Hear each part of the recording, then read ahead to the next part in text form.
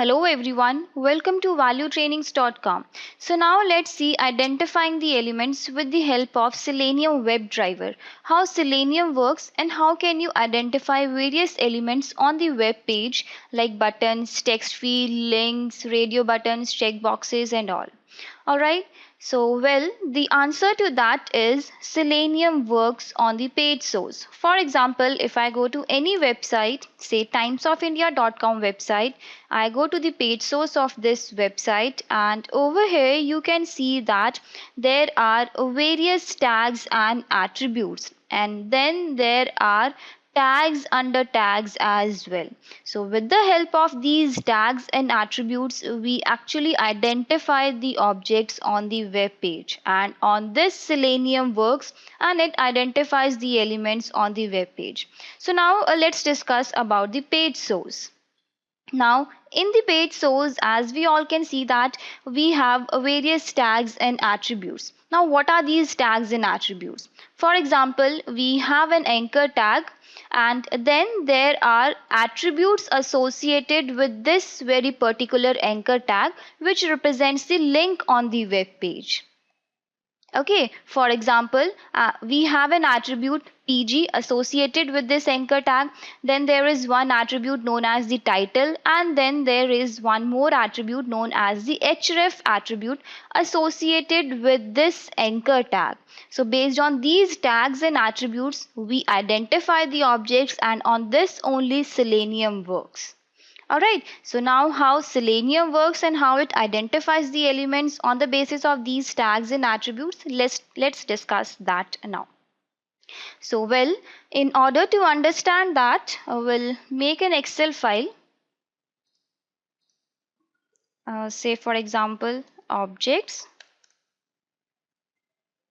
which will categorize the various objects on the web page. Say we have an object with us, then we have the tag name associated with that, then there is one column known as the mandatory attributes, and then we have one more column as the optional attributes associated with that particular object.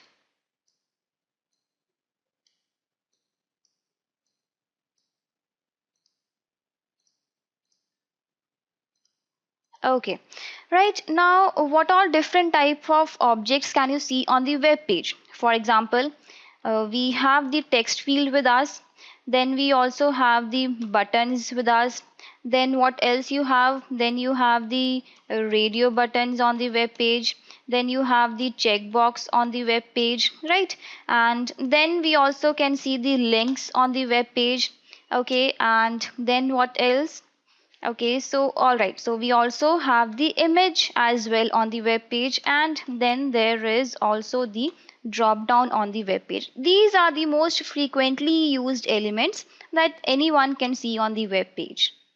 All right, and then with each and every object we have the tag name associated with it, and then we have the attributes as well associated with that tag, as we have seen on this page source. Okay, right. So now how do you identify these objects on the web page? For that, you need to first of all install a plugin in your Firefox known as the Firebug. To identify these objects on the web page, we need to first of all install a plugin in the Firefox known as the Firebug. That is, I open up my Firefox and I search for Firebug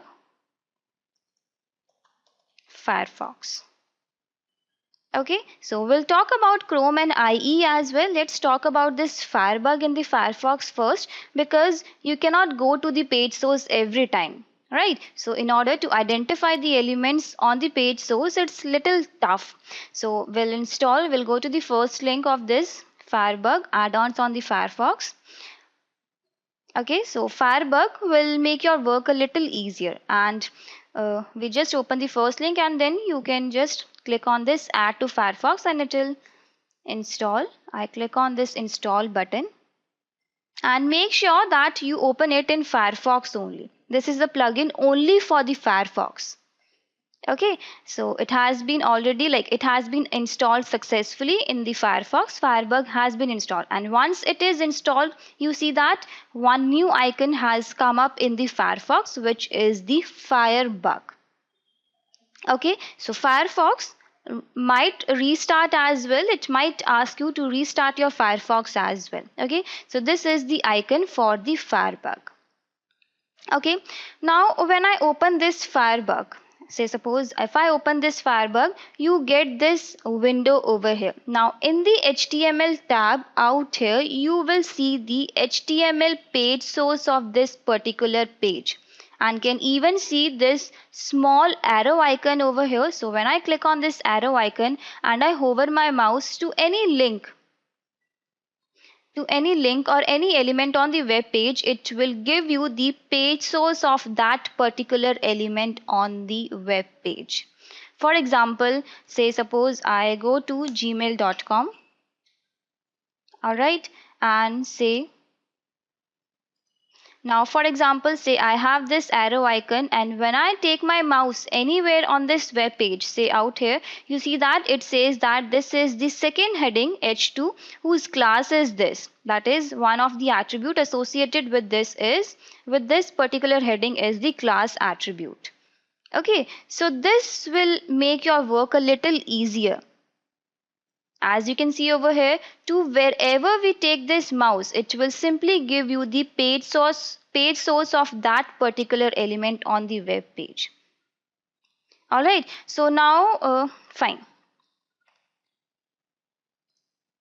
So now if I want to identify the objects in the Chrome, say suppose, then in the Chrome you can use the Chrome inspector. For example, I'll open up my Chrome browser and want to investigate any, say if I go to gmail.com and I open up my Gmail account, and then say suppose I want to investigate this text field on this web page. Okay, so in the Chrome, inspector is already inbuilt. You simply right click on that element, and then we have an option known as the inspect option. And then when you click on this, you can see that the Chrome inspector will open up with the page source of that particular element on the web page. Page source of that element highlighted in this Chrome inspector window. Okay, and then there is an arrow icon, then there is a arrow over here as well. You just click on this and take your mouse anywhere with which, whose inspection you want to do, whose inspection, you want to identify that element, and it will simply give you the page source of that element. Okay, fine. And similarly in the IE as well, say suppose if I open up my Internet Explorer, in IE as well you've got the IE developer tool. Okay, for example, say hold on.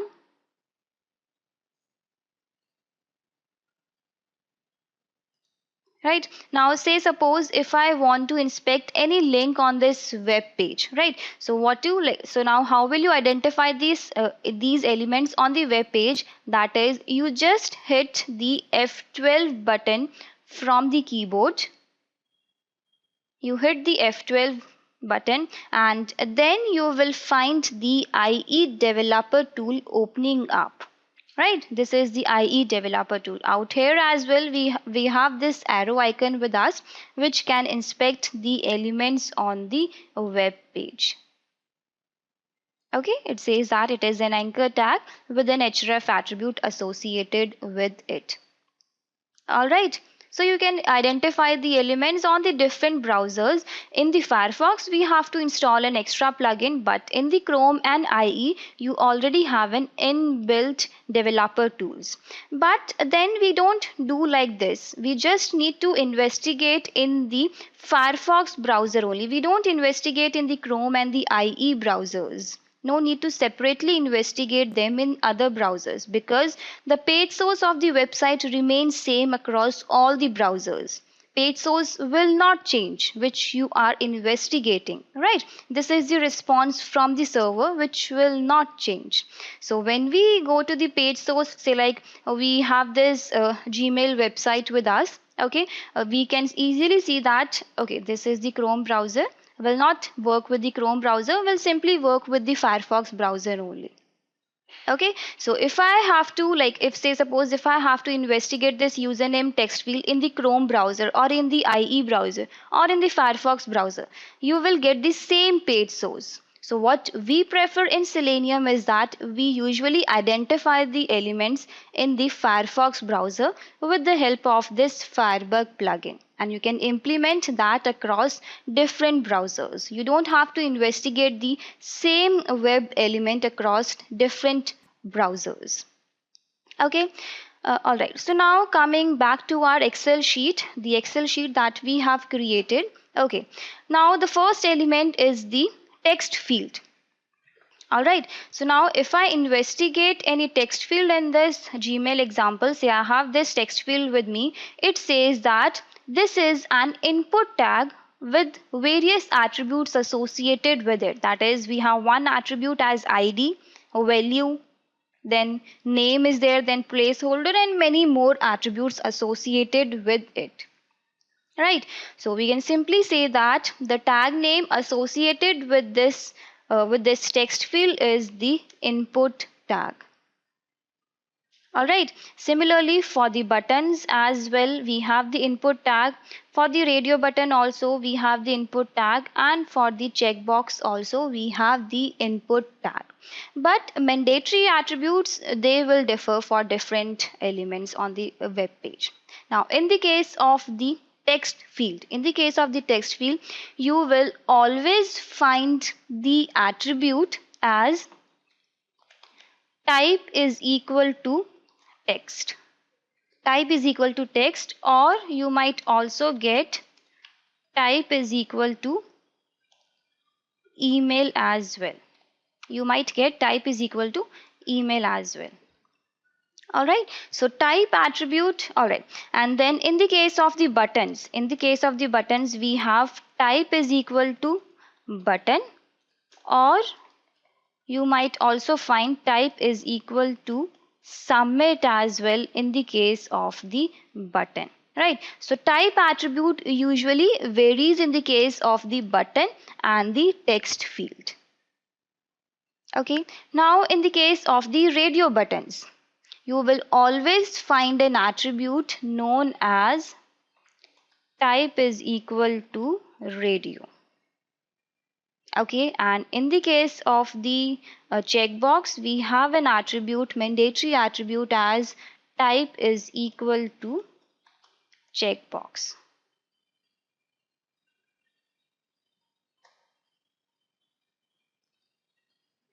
All right, now these are the mandatory attributes which will always be present in any, like, with every web element on the web page. Now in the case of the links, the tag name is the anchor tag.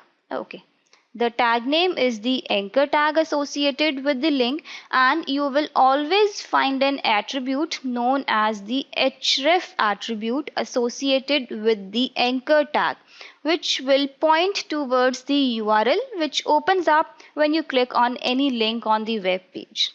Okay, so tag name is the anchor tag, and the mandatory attribute associated with the link is the href attribute. Now say for example we have the image.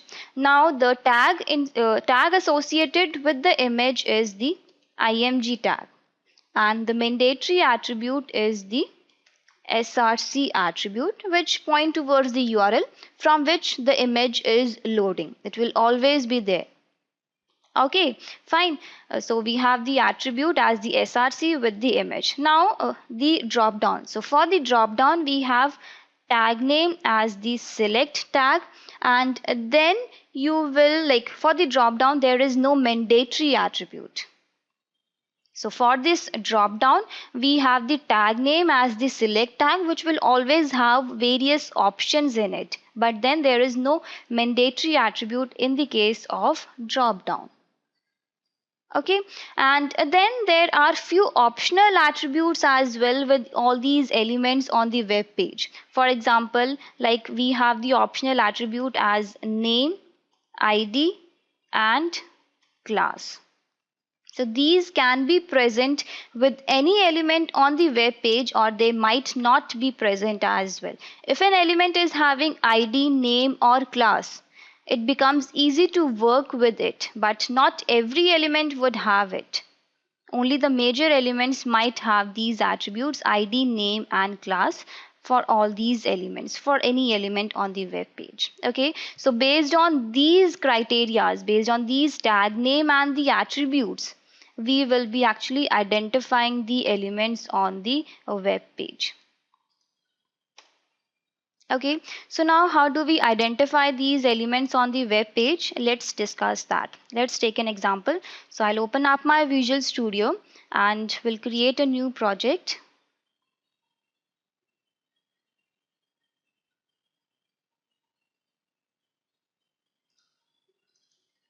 Say object identification.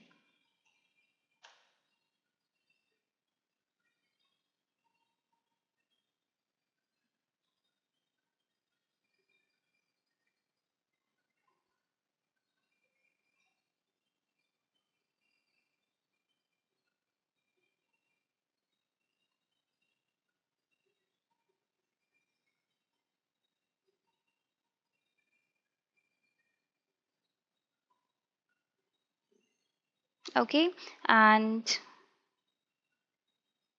hold on. And then I'll include my Selenium DLLs inside my project so that we can work with the Selenium code.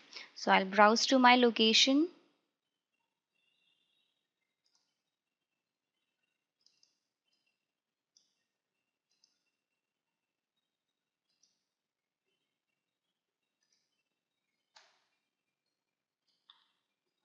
Fine. So now we'll make a simple script which will help us take to the home page of the Gmail website, and we'll then try to log in inside the Gmail account by entering the username and then password and then clicking on the login button. Right. So let's discuss that. So first of all, I'll just invoke my Firefox browser. For that, I create the object of the Firefox driver service class is equal to Firefox driver service dot create default service, and inside this we'll pass the gecko drivers exe file path.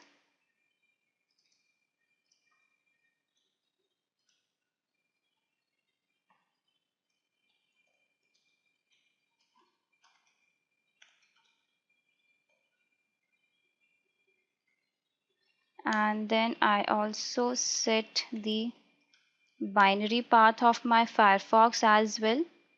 That's there under C drive, program files.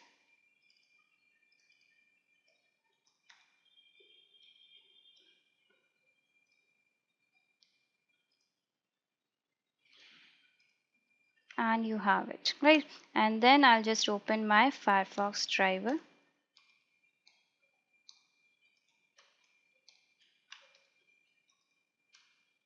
And we'll pass the service object inside it. Okay, right, and then I will navigate to my URL, that is driver.url is equal to I want to navigate to gmail.com website. Fine. Now, so this will help us take to the Gmail website. Now next what we have to do is, next we need to identify these elements on this particular Gmail Gmail website. That is, I need to identify this username text field and then click on this next button and enter the password as well. So now how will you identify these objects on the web page? With the help of this Firebug that we have just seen. So okay, so we have this text field with us, username text field. Now everything in Selenium is a web element. Now what is a web element? This text field is a web element. This link is a web element. This button is a web element. Everything is a web element on the web page. For example, say I go to the official website of Selenium, seleniumhq.org. Out here I go to the download section, and over here I go to my documentation for C#. Okay, in this documentation you will find an interface, that is iWeb element interface. Okay, iWeb element interface. This interface represents an HTML element on the web page, and you've got various functions. You've got functions inside this web element interface which can perform on any element on the web page. For example, the click function, in order to click anywhere, in order to click on any button, or we have the clear function, or you have the you have many more functions. Location function, to find the location of any element, to get the size of any element on the web page, to get the text of any element, whether the element is enabled or disabled, or it is displayed or not. So you've got various functions which you can fire on any web element on the web page. Alright, and if I consider the WebDriver interface, it will always, like inside this, you will always find a function known as the find element function. This find element function finds the first web element using this given function on the web page. Now, what is this? All our driver classes are actually implementing the web element interface. So in all the driver classes, you will have the find element function, and this find element function, it is based on the by class, and by class actually it holds the mechanism to locate elements on the web page. For example, the class name, the ID, link text, XPath, tag name, partial link text. So you've got various things with which you can identify the objects on the web page. For example, let's see how can we identify that. That is, in my WebDriver code, I say I want to find the element, that is driver dot find element function. Okay, by dot, now say suppose I want to investigate my username text field with the ID. So by dot ID, and what is the ID of your username text field? That is, the ID is equal to email. So my ID is email. Okay, fine. And then if you look into your documentation, this web element, if I go to my web element documentation, okay, so you see that this is the find element function. It says it finds the first web element using the given method, right? That is, this find element method, it returns you the reference of the iWeb element interface. It always returns you the reference of the iWeb element interface. So what we will do is, we say that this find element function is returning us the object of the web element interface. Okay, fine. And then what you want to do with this web element, this username web element, I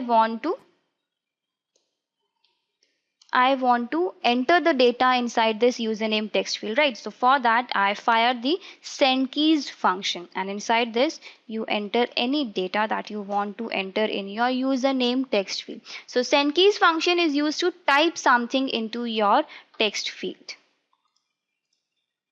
All right. Okay. So now say suppose I run my code.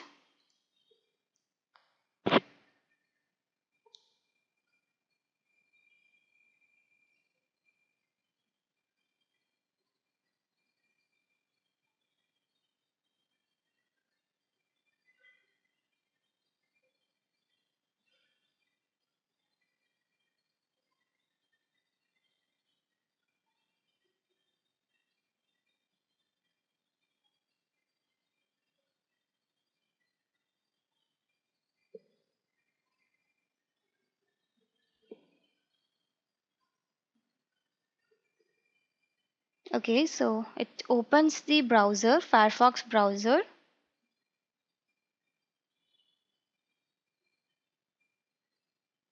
Takes you to the Gmail website, and then you see that it types Selenium into the username text field. Alright, okay. So now various questions might be coming into your mind that what if multiple elements have the same ID, as the email? Then how can you identify the elements? Now look, Selenium actually extracts the object on the web page from the top left to the top right corner. It extracts the elements on the web page from the top left to the top right corner of the web page. Now, as soon as it finds the first element on the web page, it will use it and it will find the first element with the command driver.findElement command and will give you the result after that. Say like for example, if you look into the documentation as well, find element function, it says that it finds the first web element using the given method. What if we want to get the second or the third or the fourth element on the web page? So we'll talk about that as well, but driver.findElement command, it will give you the first element on the web page. So just keep in mind for now this only. Okay, fine. All right, so now coming back to our example, now next what we have to do, after entering the data into the text field, I want to click on this next button. All right, so I may say that I will find the next button as well, driver.findElement by dot say. If we inspect this next button is also an input tag whose ID is equal to next. So by dot ID is next. Okay, and this will also give us the web element.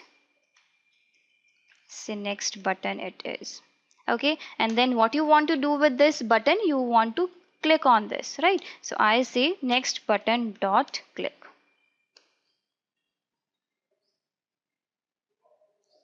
All right, so fine. So now if I run it again,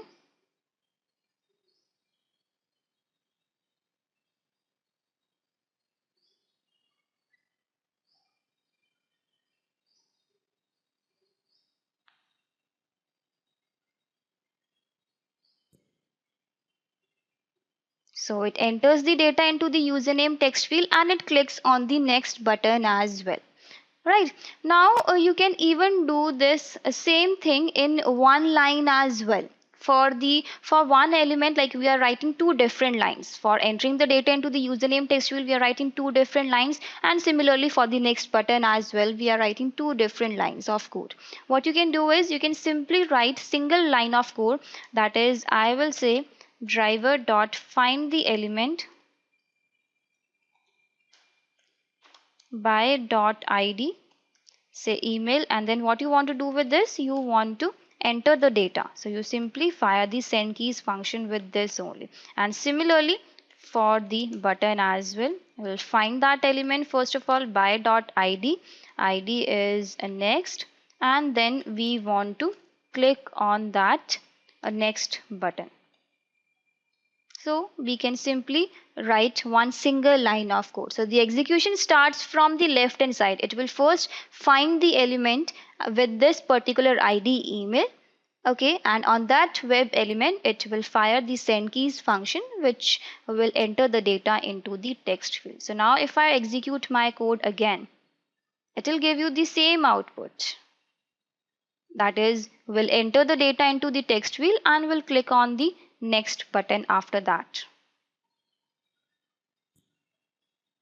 So you see that it enters the data as well as clicks on the next button also.